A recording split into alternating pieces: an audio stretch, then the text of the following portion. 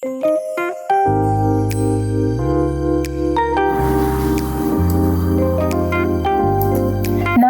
all, Reverend Drea here as we continue our third installment of our Wisdom of Mindfulness series. So just to recap, our first week we talked about the wisdom of the heart and opening up that heart space that allows us to really feel and understand what's going on around us. Our heart is the one that really protects us. We always feel the need to protect the heart, but the heart knows best. And we did a heart activation meditation that allowed us to open ourselves up and open our heart up and let our heart chakra continue to move and do its work for us. The next week, we did the wisdom of the body. And we did a full body scan meditation to help us to understand the information that our body is always imparting to us. When we tune into our bodies, then we'll understand the things that we may be doing that may be healthy for our bodies and that may not be. The foods we eat, the activities that we're doing and not doing, and it allows us to make better choices. And this applies not only to the physical level, but also on an energetic level. Because remember, our aura extends out at least 25 feet. So often, your aura gets the information of what's going on around you before your physical body does. So being able to be in tune, to feel the frequency and vibrations entering and exiting our auras will help us again to understand the wisdom that's constantly being imparted to us and how we need to respond in any situation. So this week, we're doing the wisdom of the self. The wisdom of the self.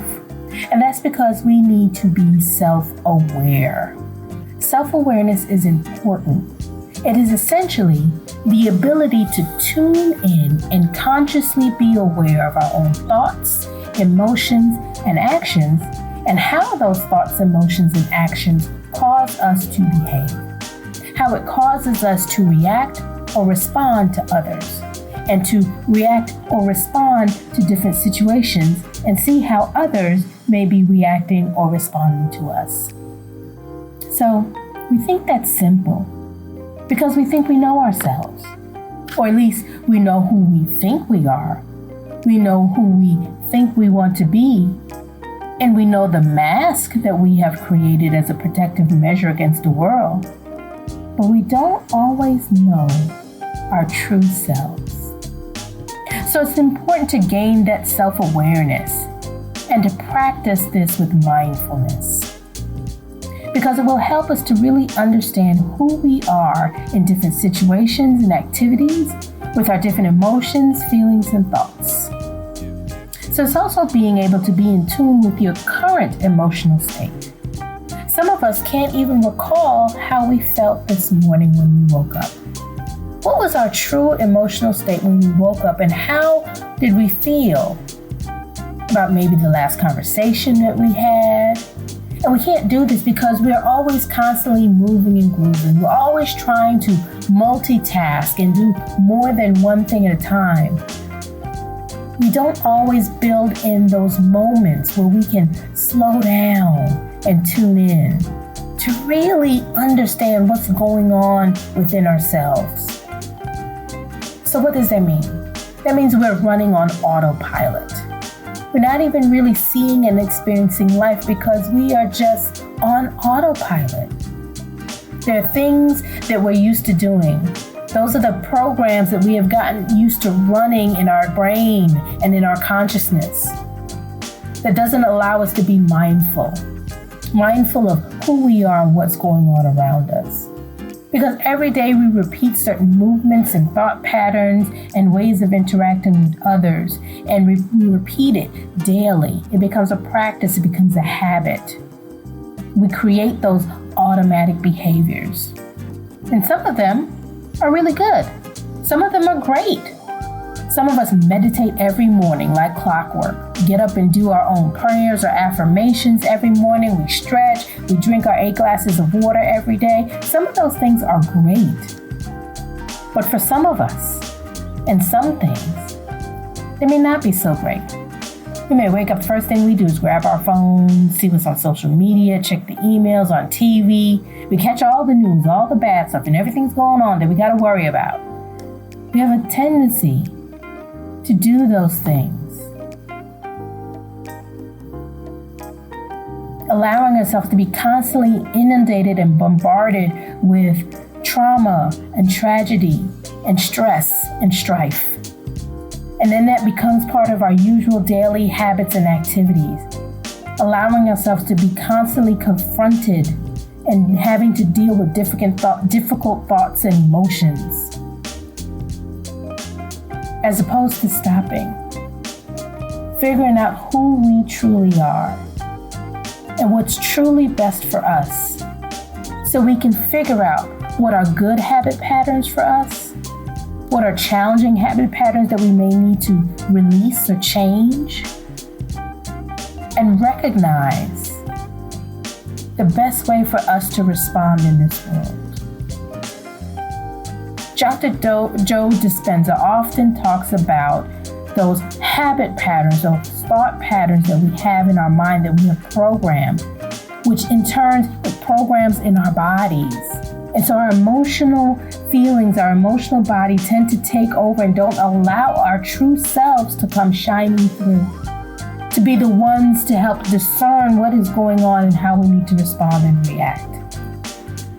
They're the ones that's running the show, as opposed to your true self.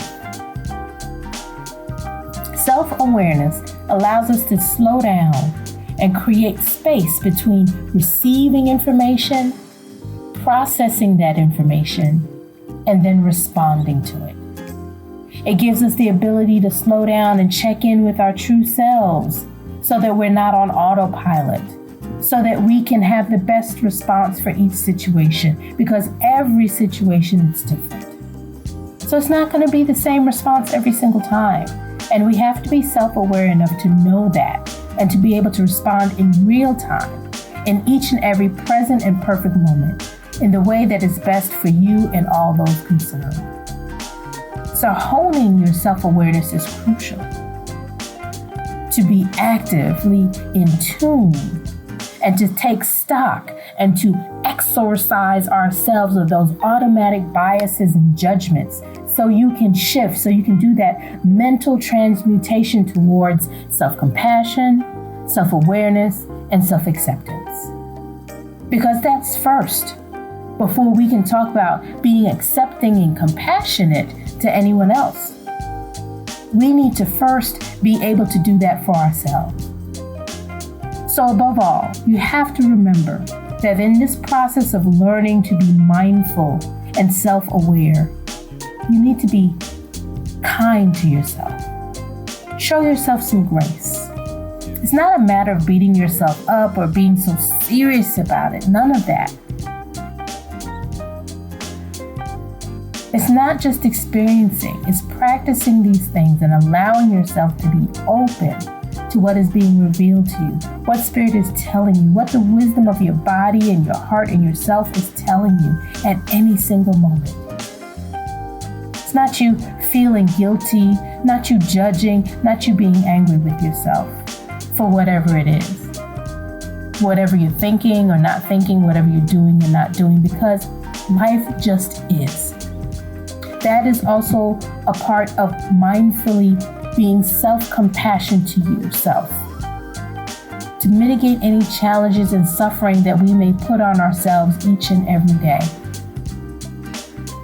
We don't even need to be worried about what anybody else puts on us from the outside. It's what we put on our own selves each and every day. So we need to go ahead and build that mindful self-awareness and build that mindful self-compassion. There is an African proverb that goes something like this: if we can conquer the enemy within, the enemy without can do us no harm.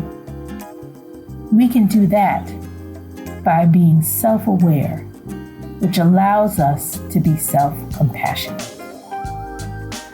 So of course, we have that mindfulness homework for you for week 3, and it's called Mindful Mirror Work. So what I'm offering you for this week is mirror work. And it's really standing in front of a mirror, full body, absolutely naked, and being aware of what you're feeling, what you're experiencing, what's happening, what's coming up for you. Are you able to look at yourself for a long time? Are you smiling? Are you crying? Are you horrified? Are you happy? What wisdom is being imparted to you? Now, after you do that, after you stand there full body in your birthday suit in all your glory and allow yourself to feel and experience and see what comes up for you, then I want you to do some wonderful affirmations in that mirror. Affirm your beauty. Affirm the curves, affirm your muscles, affirm the skin, affirm your hair, affirm that you are here. Everybody is unique and everybody is different. Acknowledge your facial features, whatever they are, and affirm them. Affirm who you are. Affirm that you are beautiful and strong. And then when you are ready, you can be vulnerable. And when you are ready, you can show emotion. And when you are ready, you can take over. And when you are ready, you can get things done. And when you are ready, you can be quiet and sit back. And when you are ready, you can allow others to shine. And when it's your time, you do the shining. Acknowledge all of it, because all of it is part of who you are, what you're experiencing, and how you're showing up in this world. And it's okay. There's no wrong, there's no right. It just is. Now, at the same time, I want you to love that little person that you're looking at in the mirror, because sometimes that's what we're looking at. Not the beautiful adult that we've become, but we're looking at that adorable child, that wide-eyed child that was ready to explore the world and see what life was all about. Acknowledge them, love them, affirm them as well. Now, I know that mirror work can be difficult. I remember the first time I had to do mirror work, I could not look myself in the eye. I had challenges with that. So I know that all kinds of things can come up for you, but do it.